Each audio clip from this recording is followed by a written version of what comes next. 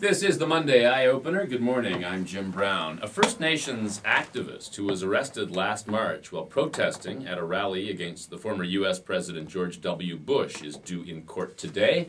We will find out about his defense coming up in this half hour. And also coming up, teleportation may be one step closer thanks to a breakthrough by a Japanese physicist.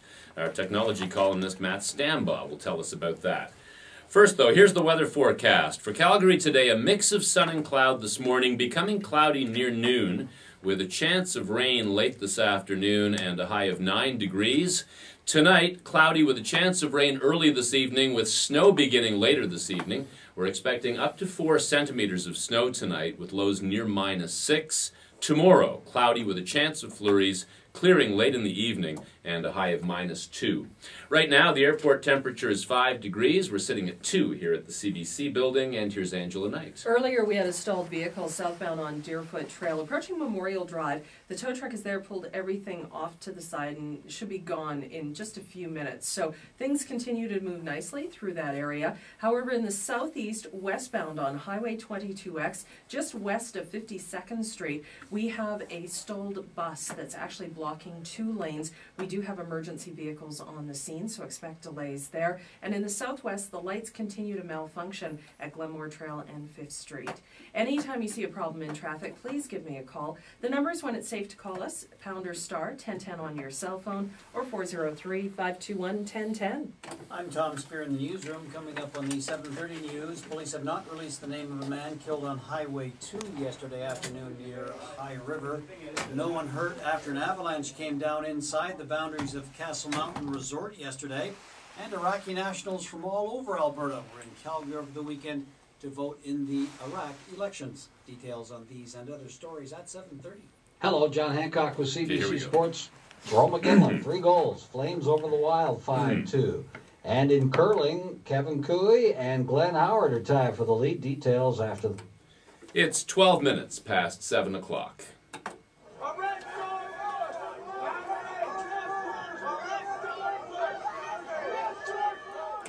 That was the sound outside the TELUS Convention Center in Calgary last March. Former U.S. President George W. Bush was in town for a speech. Splitting the Sky was also there. He's a First Nations activist who says Bush is a war criminal. He confronted police outside the convention center and demanded they arrest the former president. Instead, he himself was arrested and charged with obstructing a police officer. His trial gets underway today. One of Splitting the Sky's supporters, who will be sitting in the courtroom today, is Anthony Hall. He's a professor of globalization studies at the University of Lethbridge and the author of The American Empire and the Fourth World. And he joins me in the studio now. Good morning. Good morning, James. Thanks for coming in. Now, let me ask you, first of all, why did Splitting the Sky confront police officers at the TELUS Convention Center? What did he want them to do? Yeah, I noticed in your introduction earlier you said that his protest was against George Bush. No, it was against Canadian law enforcement officials. We were responding to Lawyers Against War, who developed a legal position describing why George W. Bush is a credibly accused war criminal, why he fulfills certain criteria in the Immigration and Refugee Act, and especially in the Canadian Crimes Against Humanity and War Crimes Act, an act passed in 2000 with the view that Canada should not be a haven for war criminals. There's an overwhelming body of documented material concerning Abu Ghraib, Bagram, Guantanamo Bay, Omar Khadr, I could mention, child soldiers. There's an overwhelming body of documented opinion and legal opinion that George Bush fulfills the requirements not only of our domestic law, but of international covenants and conventions, the Geneva Conventions on Torture, for instance. So we were essentially putting the case forward. Do we have a rule of law in this country? Or is the rule of law a sad hoax? Does the law actually apply to those high up in the system, to the rich and powerful, to war profiteers, to the organized criminals who work through the military-industrial complex? So splitting this guy when he made his dramatic expression to police and said, "Arrest George Bush, not me."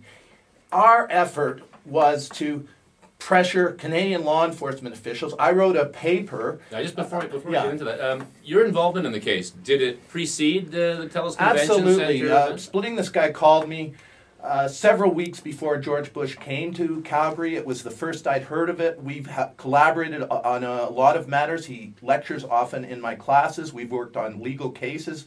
We had a major legal victory, USA versus Pittawanaquet. And it was very serious news when we found out that George Bush was coming into our home jurisdiction. Why would he come to Calgary? Well, I suppose some would view Calgary as safe territory for him, as a kind of colony of Houston and Dallas, the U.S. oil and gas industry, which is a notoriously deeply integrated part of the military-industrial complex. I gave a paper 2 weeks before the event. The paper was called, "Should George W. Bush be arrested in Calgary, Alberta, and tried for international crimes?" I gave it on an academic podium at the University of Winnipeg. It was published all over the world. It was translated into French and Spanish. Then Lawyers Against War, Gail Davidson, came on. She was interviewed on NBC about the subject.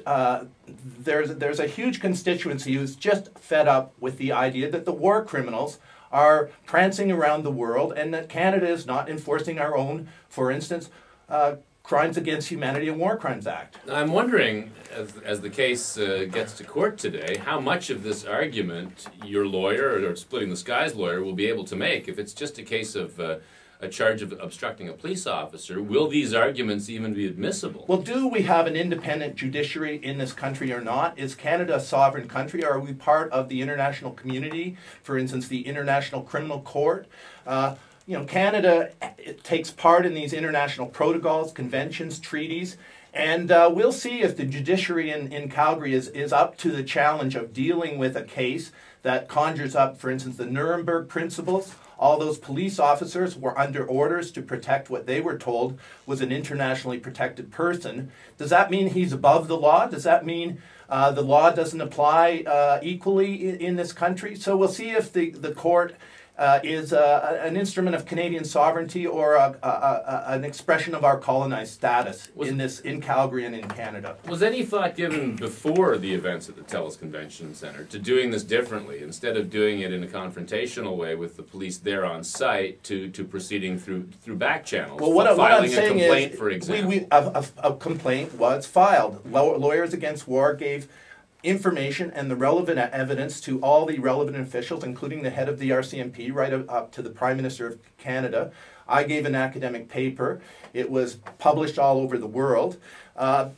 Ramsey Clark, Splitting the Skies lawyer, the former Attorney General of the United States, wrote a paper. He gave that paper at a press conference, which CBC was not at, I must say, before the event of March 17. It was the day before. CTV and Global were there. So we went through all the channels. We did exactly what you're saying we should have done. Right. And by the time it got to Splitting the Sky, doing his dramatic act, expressing that we take this seriously, that there is a constituency in Calgary and around the world who is fed up with the war profiteers and organized crime at that level, going with impunity. He was speaking for millions, in my view, in the tradition of the shoe thrower in Iraq. Thanks again for coming in this morning. Thank you, Jim. Anthony Hall, a professor of globalization studies at the University of Lethbridge and the author of The American Empire and the Fourth World. We are expecting a mix of sun and cloud this morning.